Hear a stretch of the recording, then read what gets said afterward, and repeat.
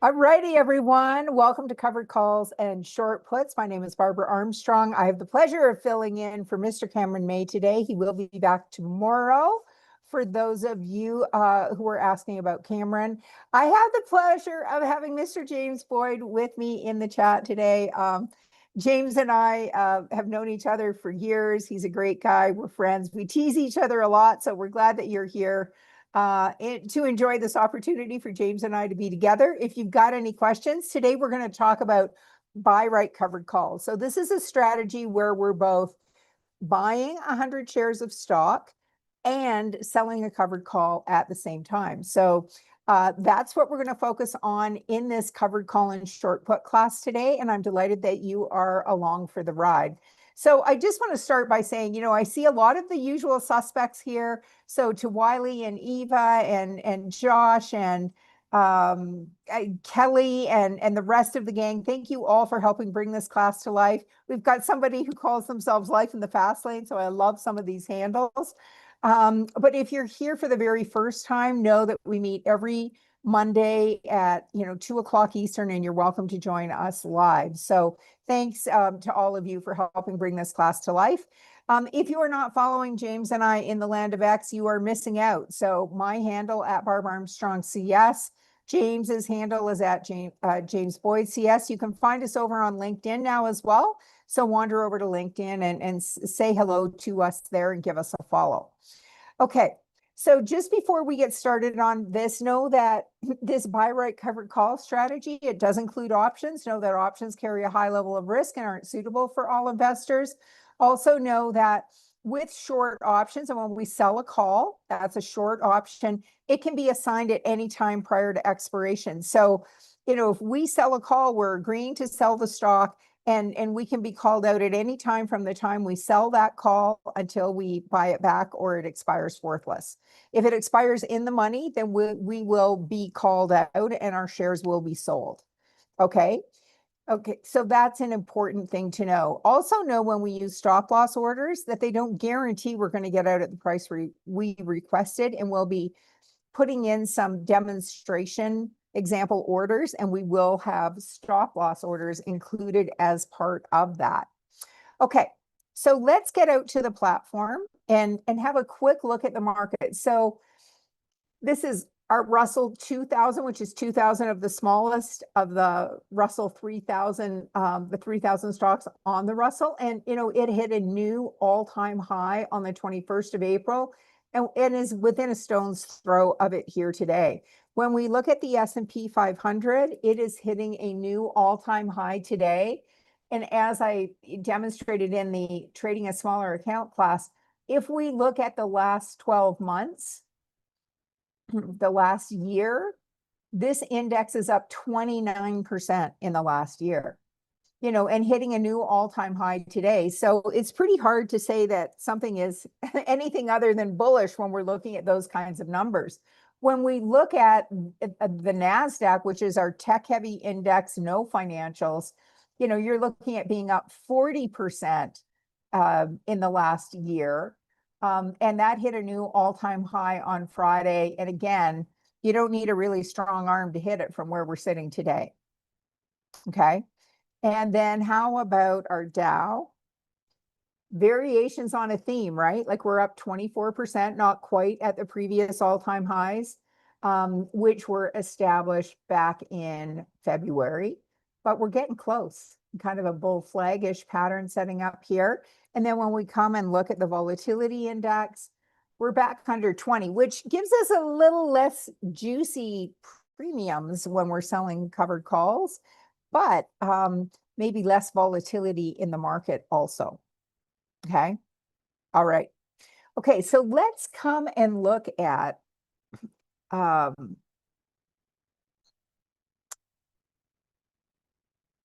where do I want to start? Let's start with an earnings trade. Okay, so, and what do I mean by this? So this is Google, and I'm going to change this back so that we're seeing prices. And we're going to, it's obviously been uptrending, right? Like even year to date, this stock is up 12%. And, it had a pullback when the market was pulling back, and it's now taking off again. Now we have earnings coming April 29th, and I have created an example trading plan, and I'll show you where to find that. But one of the things that we said in that plan is not to do this trade over earnings. So why might someone consider doing a buy right covered call over earnings? Well, you might consider doing a buy right covered call because the stock could have a positive reaction and move up. But if it moves up dramatically, like here within a few days of this earnings, on this earnings, like it gapped up. And if it gaps above our covered call and then kind of keeps on going, then we might be sorry we sold the covered call. But if we're doing this as what I call a dating strategy with the intention of being called out, we're not putting a ring on it. We're not saying like, I want to be with you forever and ever as long as you continue to thrive, then we could look at this and say, but the advantage of doing this right before earnings is that volatility is going to be higher. And then after earnings, we're going to get this volatility crush. And so if Google maybe just pulls back a little bit with the volatility crush, we might be able to buy that call back, for a very reasonable, amount in a short period of time and make some money that way.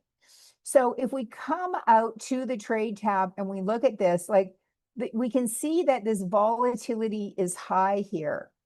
And if we come out to May 18th, so we're only looking to do this as a short-term trade. So why would we look at 18 days? And the reason for that is that if the stock gaps up, do we want to, commit to a June expiration when, if it gaps up, we get our max gain in a shorter period of time, we're out of the trade, and then we can move on and do something else. But even with this 18 days, if we looked at the 365, which isn't a huge stretch. I mean, this stock is hitting a new high today, but if we came up to 365, this stock on an average day over the last 14 days has moved about $8 a day. So, it's certainly not outside of the realm of possibility that it could hit that. And we'd be paid $8.25 to $8.50 for it. And then if we said, well, if it pulled back, a bit, like let's say it pulled back to around this 330 level, it would ease the pain of the pullback, but it's not going to eradicate all of the loss. Well, what if instead of gapping up, it gapped down? Do we want to put a stop loss in place? Well, on the last earnings, look at what happened. It gapped down on the open and then rallied during the day. So we would have been out, like on this day here, the stock opened at 312 and it closed at 330. So that's when, boy, that really frosts your petunias, doesn't it? And maybe your stop was at 320 or 325. But when it opened that day at, what did I say it was? It opened at 306. You might have ended up out at 306 instead of the 320 or 325 that you wanted. And so because of earnings, you might then say, well, if I were doing this as a regular trade and I looked at this recent low around this 330, our low on this day was, 331.35. And, we'll just make this 331 because support and resistance, it's a range. It's not a finite number. But if we said, like, hey, if we went 3% below that, our stop would be around 320. And so could we come in here and look out to May and say, well, if we sold this 365, we get paid 825 to 850. And in Thinkorswim language, this is called buying covered stock. So then how much could we make if we did this trade? If the stock, say, gapped up, maybe it goes to 370 or even 375. Well, the most we can make is 365, but we're getting in for 344.49. So the most we could make on this is $20 and say 44 cents.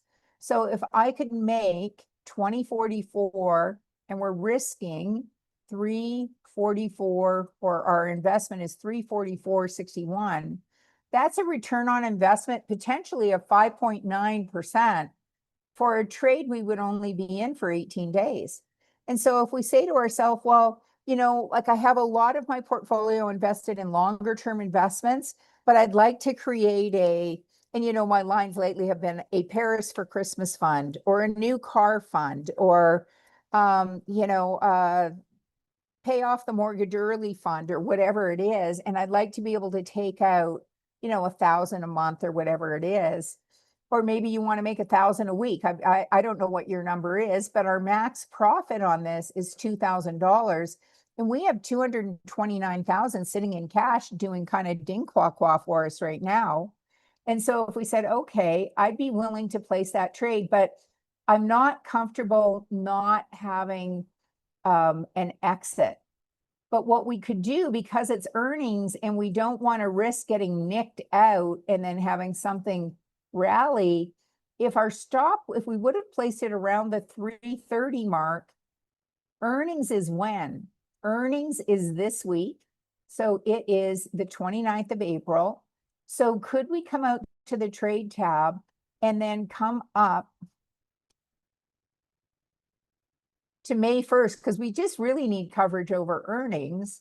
And then we could put a stop back in place and say, okay, if I'm going to put a stop at 330, of that $8, I'm willing to spend $2.30 of it to buy a put for protection. And that's called a protective put, or a married put. So I said we weren't putting a ring on it. This is called, a married put. But all this means is that what we want to do is protect ourselves to the downside, because by buying this put, we have the right to sell it at 330. Now, what are we expecting to happen? Our expectation is that this stock will go up, and that means that this will go down in value. So it's like buying short-term coverage if you're going to Italy for, a couple of weeks.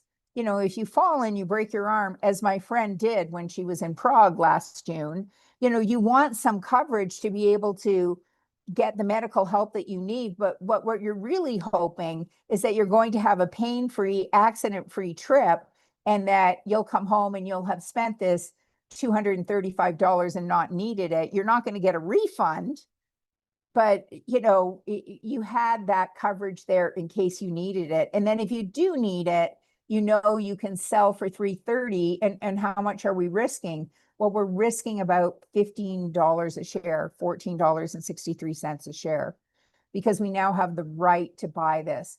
Plus we've had to pay for this. So it's 14 plus the 234. So we're risking, say, $14, $16, $17 a share, which, we're willing to risk 2,500. So we're okay with that. So we're going to come to confirm and send. And so I'm going to put this in, and this is trading over earnings. And the goal is not just a short-term gain, but taking advantage of that volatility crush after earnings happens, but protecting ourselves to the downside. Okay, so does that make sense to everyone?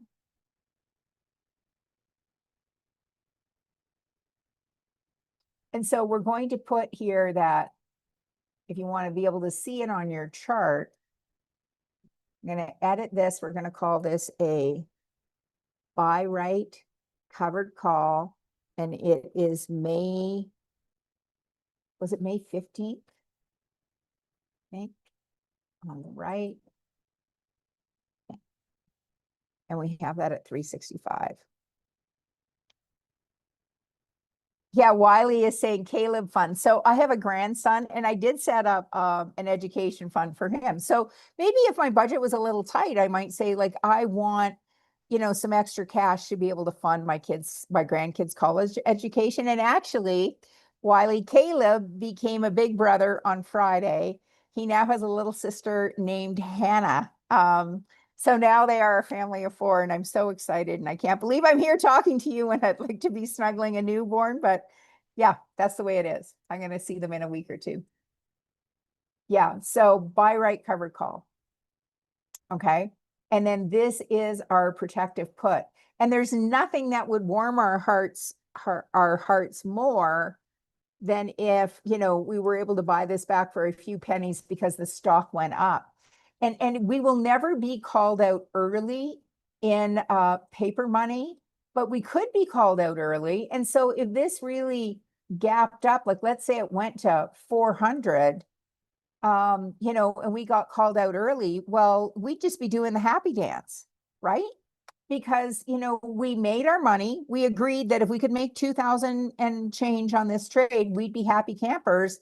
And so we've met our goal, and there's no crying in your beer, okay, if we get called out. And have I seen that happen? Yes. Yeah. Okay, Dan, I'm not going to read that out loud, but I may just copy that, and like that's hilarious. Yeah, very cute. Okay, so that was Google.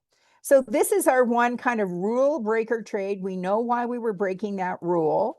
And the rule was, not trading this over earnings. So why would a lot of people say that they are not going to trade this over earnings? Well, because they want this to be as close to boring as possible. They're looking to take advantage of a stock that is kind of moving with a bit of momentum, and they're doing this as a short term, maybe an income generating trade or a growth generating strategy.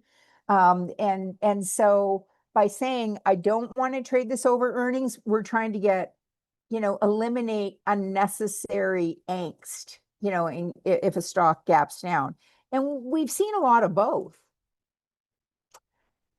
So here we have AVGO. Now, AVGO, this is Broadcom. It was consolidating for several months, kind of from the middle of December until early April. And then it kind of broke out and has just kept on going. It came up, look at this move. You had one down day and a move of, it just took off. This had a $40, 40% move in, 14 trading days. That's extraordinary. And then it pulled back for a couple of days and is up. And so now today we have a down day. Why might we consider entering this trade on this day? The reason we might consider it is because if we sell it when it's closer to resistance, and if we're truly bullish on the stock, if we sell it when it's closer to this resistance level, rather than waiting, because this could come back to this 405 level, and it could come back and keep on going. So it could end up being a losing trade. Okay. But if we look at this and say, if we sell it when it's closer to resistance or the ceiling, we might get more for it. And so could we maybe sell this, it came up to 429. If we want to get called out, and our expectation is that this is going to, move to the upside. So let me just make this a little thicker. So if our expectation is that it's going to continue to move to the upside, it may come down for another day. And then if it came back up, we get more for the call selling it today rather than when it's bouncing off the support level. Now, some might say, okay, that's the way you want to roll, but, and I'm only going to meet with you guys on this topic this week, but some might say, I'm going to wait. And if it comes back to 405 and bounces, then I'm going to buy the stock here. And then I'm going to leg into this, so to speak. And then when it gets back up to this 430-ish level, then I'll sell the covered call. So that's another way we could do it. But we're meeting now. Okay, so we're going to do this now. We're just going to put on the whole thing, but I'm just trying to get you to think about like how a trader might try and make the most of the situation. So being patient, waiting for the pullback, buying the stock here, selling the covered call up here. And, you know, if I had a portfolio class, we might do that then, but, you know, I currently don't. So we're going to come to our trade tab. And then the other thing we want to look at is like, hey, does this make sense? Like financially, are we getting enough, going to get enough money? And if we have a trading plan, the trading plan and the example trading plan would say, one, does this trade AVGO, does it trade 1 million shares a day or more? Check. Okay, when we look at the strike we're going to sell, oh, dang it, now I have to add more. But, you know, do we have enough contracts? So we were going to look at, I think, the 430. Well, if the 427.50 has 1,200 contracts, you know, there's a good chance. So let's just assume, and we'll double check, but check. How about the bid-ask spread? Is it under 10%? Well, when I look at all of these, they're all under 10%. 535 to 570, it's 35 cents. Is it less than 50? It is. So we've got check, check, check. Do we have something on the charts that says we have a potential entry? We've got a bull flag setting up, so it's kind of a check light on that. So I'm going to clear this, and then we're going to add just a couple of strikes.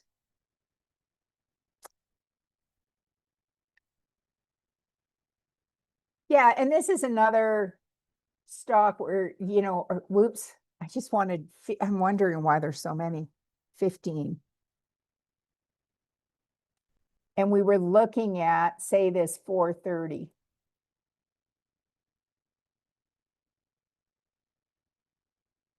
Okay, so, you know, if it's sitting at 416, and if we sold the 430, you know, then we'd make like $14-ish on the stock appreciation plus whatever we get for selling that call. Okay, so if we come to our trade tab, now if we come out to May 18th, again, that's pretty short term. If we come out, like, do we have enough volume here on the weeklies? So we could even come out to May 25th. You know, we're on the other side of earnings, and here the bid-ask spread is a little wider, but, you know, we still have, you know, here, if we sell the 430, we'll get 15 to 1580. If we sell the 430 here, we get 1190 to 1230. And so we might say, well, I'd be willing to be in it for another week to make that other, you know, another $3. But it is, you know, it's a third longer. You know, so you just have to kind of look at those probabilities, and the bid-ask spread is a little bit wider also. Okay, so and you know, when we look at the probabilities here, it says you've got a 38% chance of it being in the money at expiration. You've got a 78% chance that it'll at least come up and kiss it by then. You know, and that's kind of similar to these probabilities also. You know, 36 and 74. So, you know, again, this is buying covered stock is the way that's expressed on this platform. And so if we say, okay, we could make about 29.50 on this, that's our max gain, 29.58 if you want to get specific. And if we divide that by our $400.42, which is the price of the stock or our investment, that's a potential return of 7.4%. And then if we said, okay, well, if I did that, where might I put a stop? And in this example, we're going to use a stop loss order. So if we say, well, if we look at this level here, you know, as being, you know, it was a ceiling, you know, could this be now acting as a floor because it came down into this range? You know, our low here on this day was 408.86. So if we looked at that 405-ish range and went 3% below that, we'd be around 393.82. So we're going to come to the trade tab. And this was something I met someone in Chicago once, and he said, I love the idea of a buy right covered call, but I hate that I can't protect myself to the downside. And I said, yes, you can. You can put a stop loss order in. And he said, I can't, because then if I sell the stock, then I have a naked call. And it's like, well, you can do that by, we're going to change our advanced order to first trigger sequence. We're going to right click. We're going to create an opposite order, and we're going to make it a market order, because although we know that this call would be worth less, we don't know exactly what it will be worth. So we're going to click on our conditional order sprocket and say, hey, if this gets to the point where AVGO is trading at 393.82 or less, shut this trade down. 393.82. Now, if it gapped down, it's going to trigger this exit, and we could be out for less. We've already had that conversation today. And so when we look at this, what's the most we could make? 29.59. So whatever your bucket is, whether it's like Christmas for Paris or whatever, now we could just buy a put, but puts aren't free. And so some might say, like, well, I'd rather do the protective put, but we're not just buying a put for 4 days.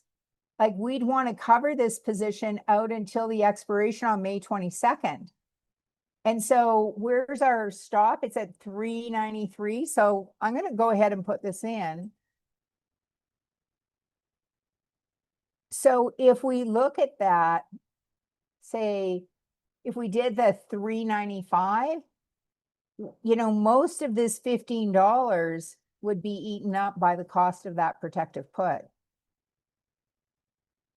And so if you're saying, well, if my technical analysis skills are where they should be, and this holds, then we should be good without having to invest $11 of what we've made from that covered call. But I do really like the question. Yeah, so somebody said, like, it doesn't have to be Paris for Christmas. It could be an oil change and groceries. And if you're having to pay $2,000 for an oil change, I might learn how to change oil and open a business. But yeah, okay. So that was AVGO. Okay, let's look at one that's, in a little more modest snack bracket.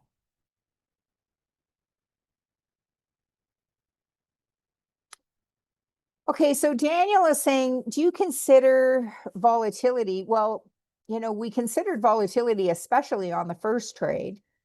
But if you have a stock that has higher volatility, but it's in momentum, and you think you can do a shorter term trade while the stock is in momentum, then that volatility is working in your favor. Yeah. Did I remember to change the order duration to good till canceled? Let's see. So GTC. It looks like all of these are good till canceled. So I guess I did. And so far we've done 2 trades, right? We did one, which was a trade over earnings to take advantage of that higher volatility. And we bought the protective put.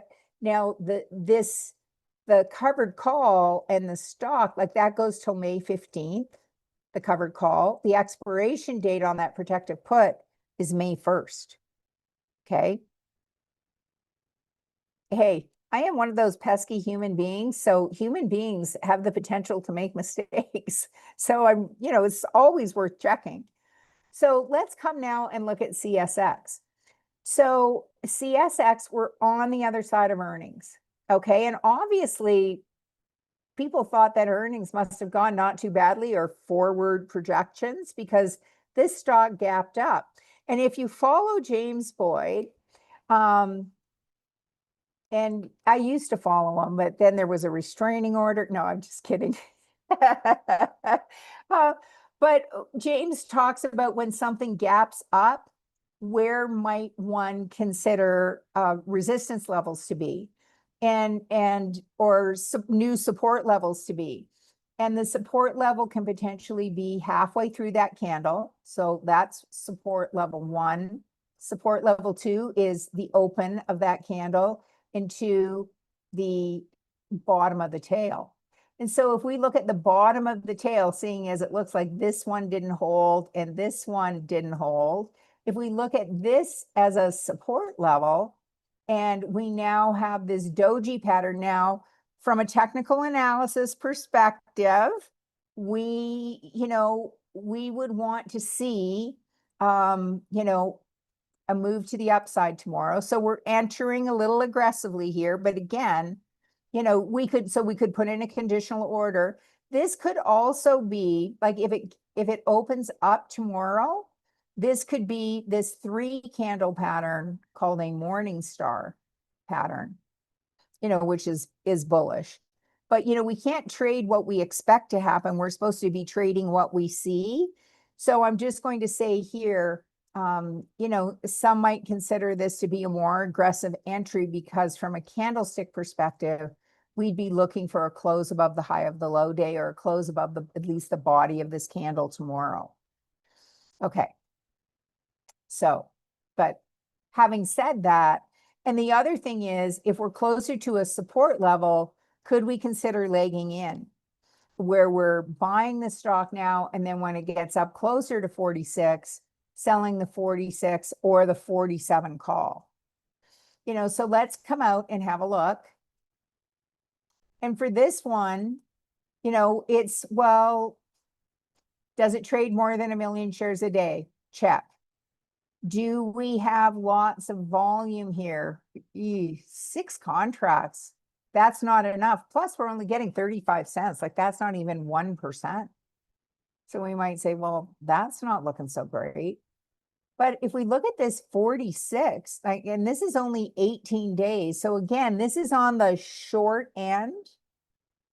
But could we consider that? This 46 strike, we have 2,000 contracts. Now, if we come out to the weeklies, we get 85 cents to $1.10. So that's a wider bid-ask spread. We don't really want it to be more than 10 cents. And it's like 25. So the bid-ask spread is too wide to meet our parameters. And we only have 14 contracts. So here, this is 15 cents. And you might say, yeah. Now, one thing is with a covered call, you might say, I want to make sure I'm getting the mark on this, which is the midpoint. If I can do that, and I'm getting enough premium, I'll take this trade. So if we come out to buy covered stock, and so this is 44.65. 45.42 is our price. So 45.42 minus 44.65. We're getting 77 cents on this, which is the midpoint. And so if you say, well, I'm okay with that, then the most I can make on this is 46 minus 44.66. So $1.34. Is that really worth it? Well, if I take $1.34 and we divide that by 44.66, that's a 3% return. And if you said, well, a 3% return for 18 days, I'd be okay with that. And if you're not okay with that, then you wouldn't take the trade. Now, could you come out to June and give yourself more time? Sure. But now we don't have a 46 strike. We get paid a similar amount, but we'd be out at the 47.50, and we've got lots of volume here. And so we could do one on each and compare and contrast, and this is a less expensive stock. So if we said we're okay with taking a $25,000 position, we could do 5 of these and we'd be still under 25,000, right? It would be a $22,000 investment. We could make $670. That's the most we could make. Because if it goes up more than that, we'd get called out, but we'd get called out at 46. And then where might we put a stop? Well, if we said we're going to make our stop 3% below that, our stop would be at 43.46. So if we come to the trade tab, if we're in for 44.66, we're just risking a dollar, you know, $1.10, $1.20. Okay.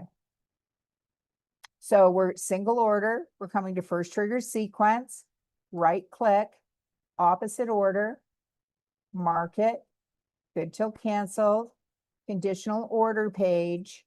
We're going to say if this comes below 43.46,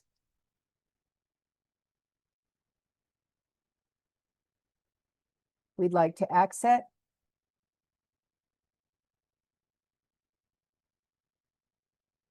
So the most we can make is 660. We're paying 44.68 to get in.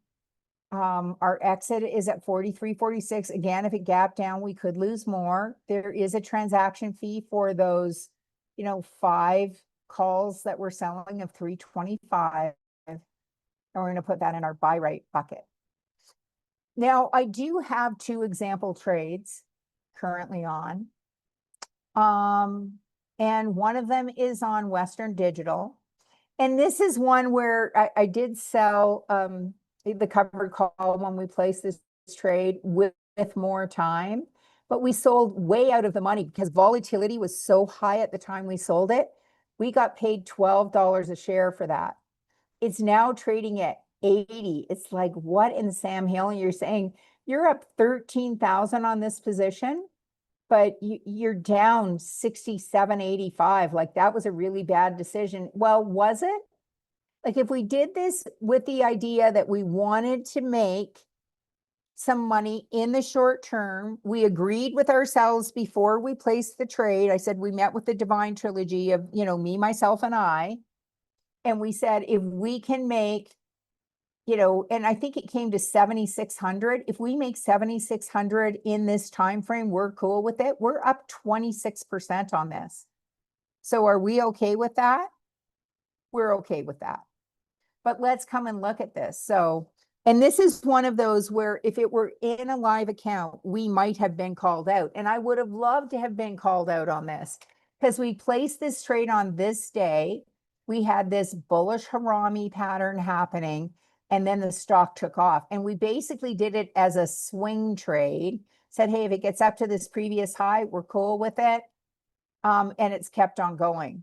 So we might have been out of this trade. Now, earnings is April 30th. So, you know, if it were to come down, so, you know, we could, and let's take a vote. Would you like to take that money and run? I'm going to put a little thing in the chat. Or would you like to wait for expiration? Because, you know, how much could we have made on this? And let me put this little poll in. So this is WDC. Are we going to take the money and run?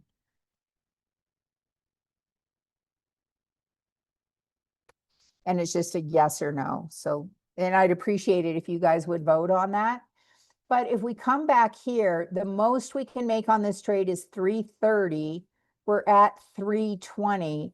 So we could make $1,000 more. And so, well, 1,958. So if I say, okay, I could make 958 more, you know, the most we can make 330 minus 254. So 330 minus 254. So the most we can make on this is 7,600. And what we've made on this so far is 66.41.